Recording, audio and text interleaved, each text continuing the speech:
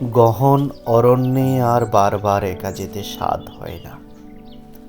শুকনো পাতার ভাঙ্গা নিঃশ্বাসের মতো শব্দ, তরুলতা, বাঁশের ছায়া, শালের বল্লরী, সরু পথ, কালবার্টে, টিলার জঙ্গলে একা বসে থাকা কিরকম নিঝুম, বিষণ্ণ, বড় হিংস্র, দুঃখময়।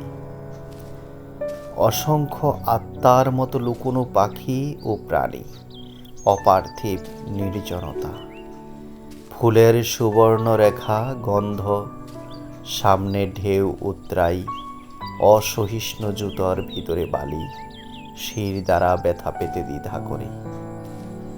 কেননা বুকের মধ্যে চাপা হাওয়া, করতলে মুখ। গহন অরণ্যে আর বারবার একা যেতে স্বাদ হয় না, তবু যেতে হয়, বারবার ফিরে যেতে হয়।